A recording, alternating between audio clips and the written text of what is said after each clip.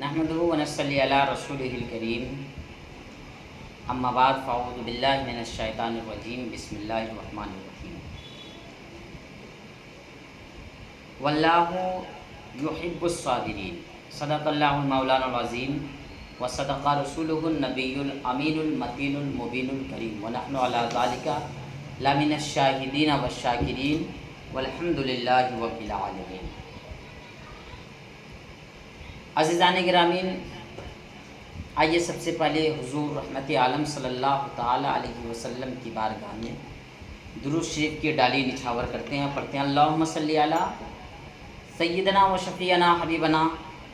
نبینا مولانا محمد بارک سلم صلاۃ سلاما علیک یا رسول اللہ صلی اللہ تعالیٰ علیہ وسلم۔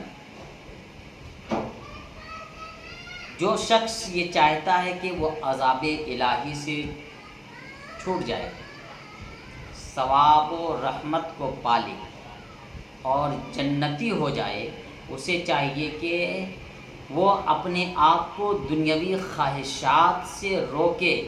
اور دنیا کے آلام و مصائب پر صبر کرے، جیسا کہ فرمان الہی ہے واللہ یحب الصابرین، اللہ صبر کرنے والوں کے ساتھ۔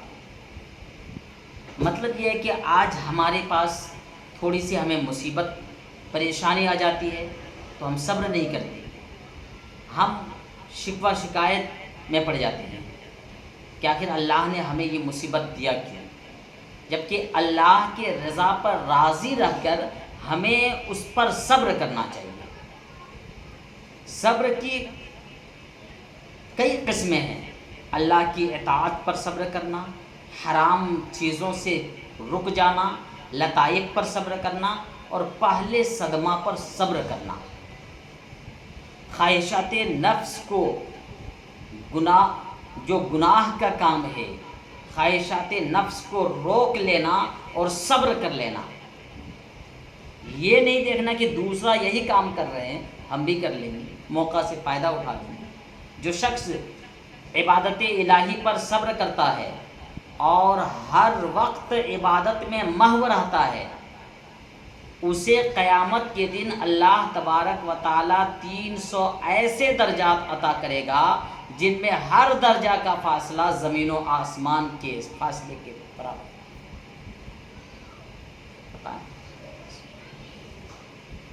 جو اللہ تعالیٰ کی حرام کی ہوئی چیزوں سے صبر کرتا ہے اسے 600 درجات عطا ہوں گے جن میں ہر درجہ کا فاصلہ 7ویں آسمان سے 7ویں زمین کے فاصلہ کے برابر ہوگا۔ جو مصائب پر صبر کرتا ہے اسے 700 درجات عطا ہوں گے اور ہر درجہ کا فاصلہ تحت الثری سے عرش اعلیٰ کے برابر ہوگا۔ قربان جائیں اللہ کا فضل پر کہ ہم اللہ کے حرام کی ہوئی چیزوں سے بچتے ہیں تو اللہ تبارک و تعالیٰ ہمیں ان انعامات سے نوازتا ہے۔ حضرت زکریا علیہ السلام جب یہودیوں کے حملے کی وجہ سے شہر سے باہر نکلے کہ کہیں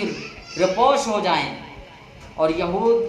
ان کے پیچھے بھاگے، تو آپ نے قریب ایک درخت دیکھ کر اسے کہا اے درخت مجھے اپنے اندر چھپا لے، اے درخت مجھے اپنے اندر چھپا لے۔ درخت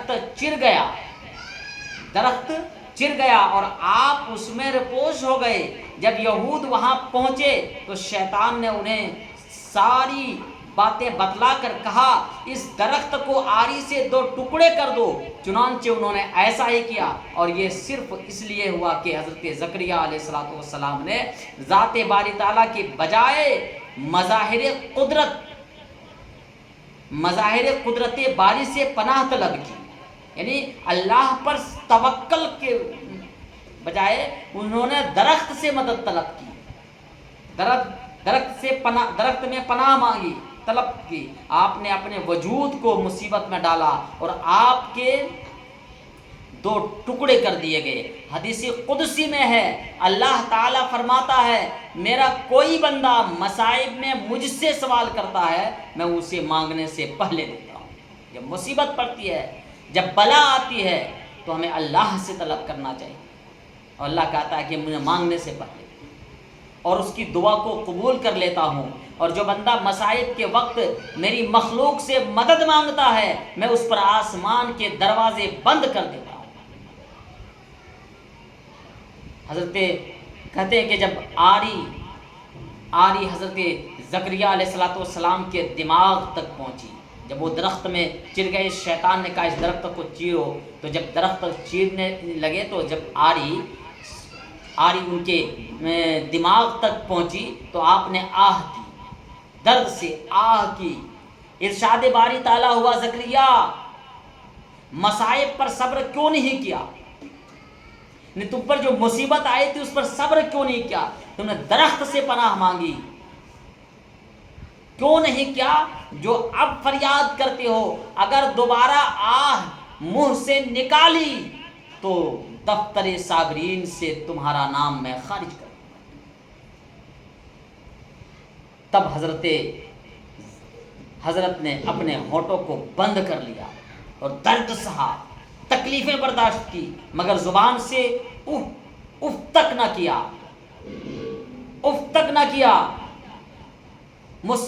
یہ آری سے کٹنے کا درد کو برداشت کرتا رہا، یہ 2 ٹکڑے ہو گئے مگر پھر بھی اف تک نہ کی۔ اس لیے ہر عقل مند کے لیے ضروری ہے کہ وہ مصائب پر صبر کرے اور حرف شکوہ زبان پر نہ لائے، تاکہ دنیا اور آخرت کے عذاب سے نجات حاصل کر لے، کیونکہ اس دنیا میں مصائب انبیاء علیہ الصلوۃ والسلام اور اولیاء اللہ ہی پر زیادہ وارد ہوتے ہیں۔ السلام